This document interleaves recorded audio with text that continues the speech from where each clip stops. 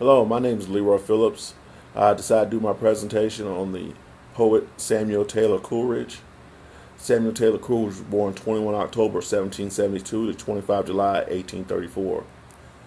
He was the youngest of 10 children. His father was John Coleridge, an Anglican vicar and a grammar school teacher. Unfortunately for him, his father died while Samuel was only 9 years old. His mother was Anne Bowden. They had a strained relationship.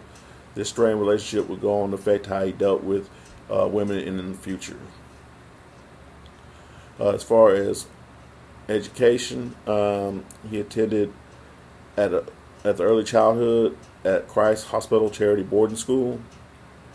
As far as afterwards, he attended college at Jesus College, Cambridge from 1791 to 1793.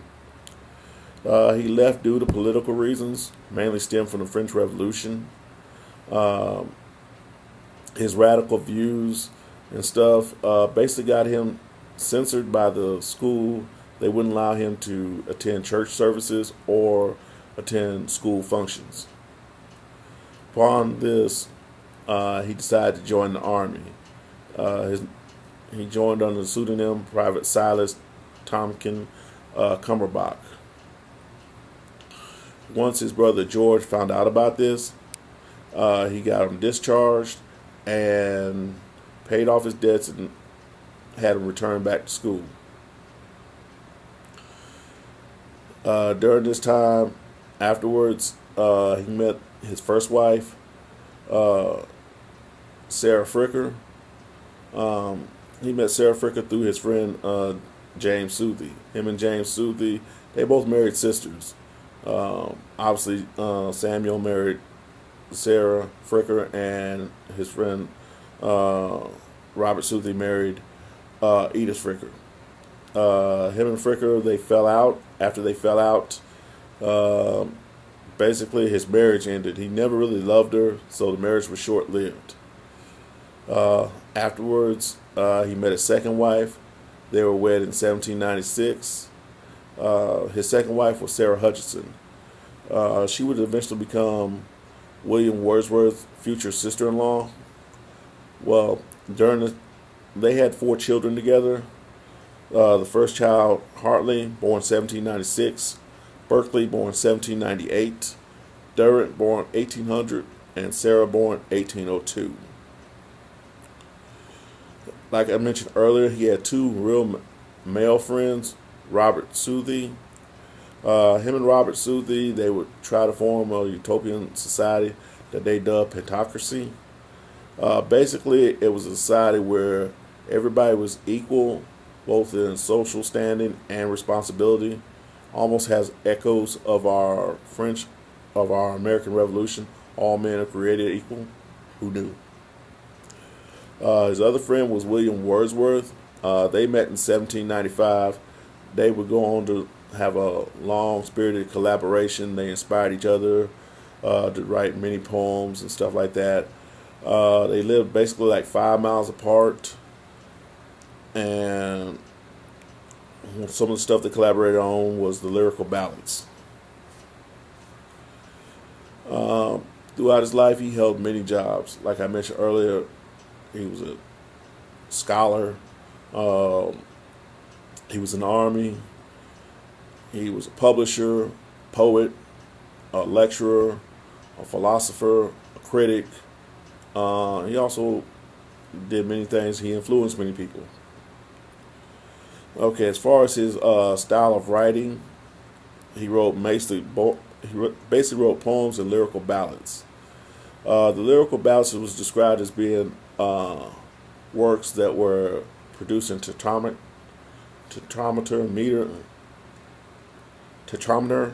and alternating rhyme schemes. 3 of his most famous works were Rhyme of the Ancient Mariner. Rhyme of the Ancient Mariner is basically about a sailor who kills an albatross. In the story, his crew sees an albatross and they view it as a good sign.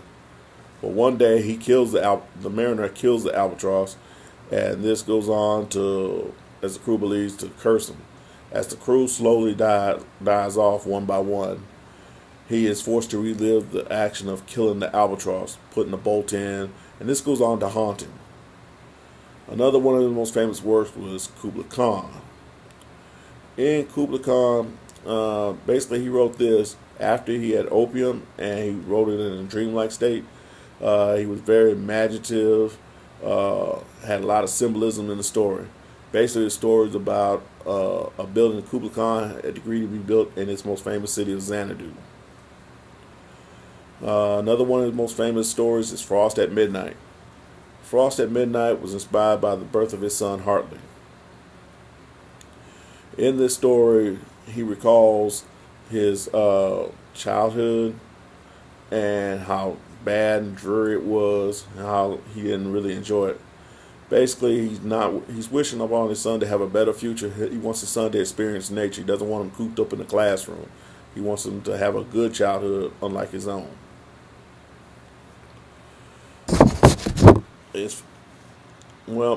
Coleridge is considered one of the founder members of the Romanticism era. The Romanticism era was basically from 1800 to 1850. It was great strides for artistic talent, literature talent, musical talent, intellectual talent. This was considered one of the golden eras. Another thing that inspired him was the French Revolution, as we mentioned earlier in his college life. Basically, as the French Revolution was, he was against it because he wasn't really against the French Revolution. It was basically an issue he had with the government, with the English government. English government was, the French Revolution was basically about creating a democracy, overthrowing the monarchy system, the monarchy regime system.